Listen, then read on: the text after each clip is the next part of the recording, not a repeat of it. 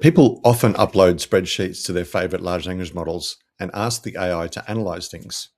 Give me the key insights from this file and tell me what I should do about it. And this seems like a reasonable request on the surface. But when you understand what's going on underneath, you realize that spreadsheets are actually really bad for large language models. In practice, this means you're paying way more for tokens and significantly increasing the opportunity for hallucination and error. So let me explain what's going on really with spreadsheets and large language models. You probably use thousands of Excel files, but never even thought about what's going on inside that Excel file. Well, what if I told you that that Excel file isn't a file at all, but a whole directory of files? So here I'm going to show you how to crack open an XLSX file and show you what's inside. And then I'll explain why Excel behaves the way it does and why that makes it fundamentally the wrong tool for serious analytics work with large language models. So here I've grabbed an Excel file from a project that I'm working on. I'm going to rename the file extension from XLSX to zip. So far so good, nothing's changed, but now I can unzip this file and show you something interesting. To do this, I'm going to jump into the terminal because that's where I feel more comfortable, and I'll run an unzip command over that file.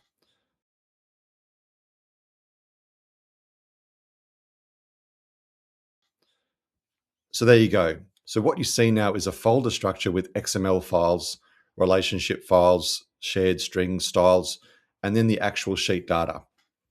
Microsoft introduced this format in 2007, which, if you're old enough to remember, was when XLS became XLSX. It's called OpenOffice XML, and it's now an international standard. So your Excel file is actually a whole bunch of files with different use cases. The relationship files are like a map that tells Excel how to piece the content together. The worksheets folder is where your actual data lives.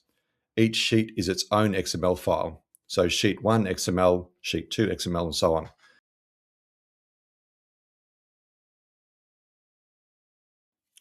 So your one Excel file is actually a whole bunch of files with different uses. The relationship files are like a map that tells Excel how all the pieces connect. The worksheets folder is where your actual data lives, and each sheet is its own XML file. The shared strings file is the quirky part. Because Excel doesn't actually store text directly in the cell, it stores an index number pointing to this shared strings file. So if you type revenue in 500 cells, it only stores the word revenue once. But this is also why Excel can behave unexpectedly when you manipulate files programmatically. And then you've got the styles file, which includes every bit of formatting, the fonts, the colors, the borders, etc. So why does all this matter? Well, Excel is really convenient for humans, but it's terrible for AI because the AI needs to do a lot of work to get the key insights. When you look inside that XLSS, which is actually a zip, you can see that the data and presentation are completely tangled together. Numbers, fonts, column widths are all baked into the same file, referencing each other through a web of XML relationships. And that's fine for a human when it's opening it in Excel, but it's a nightmare for a machine trying to read it and do analytical work. It's like cracking open a coconut so you can extract the coconut milk.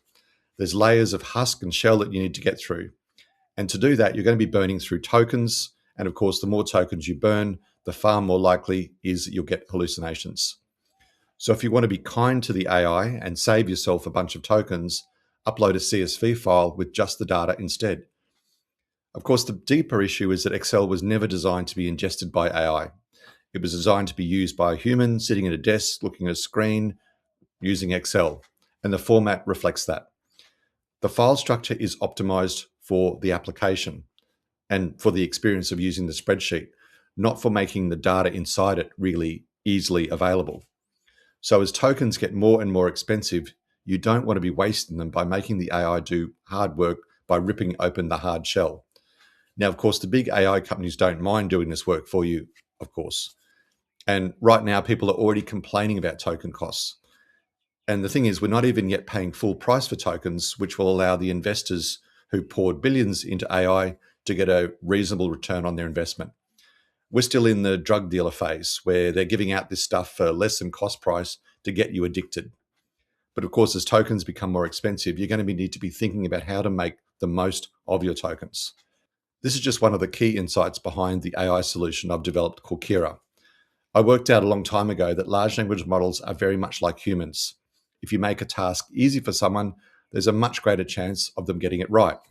Throwing a horrible, messy file format like Excel at a large language model and expecting it to sort things out is a recipe for disaster. My solution addresses that problem in a scalable and secure way. And in doing that, our token consumption is tiny, which means we get far more value from every prompt than simply uploading a spreadsheet and hoping for the best. If you enjoyed this video, please consider liking and subscribing. And as always, I love reading your comments and the feedback. And even if you don't agree, I try to respond to everyone. I've also recently activated memberships for those who'd like to learn a little bit more about what we do inside Kiraa. So thank you, and I'll see you in the next one.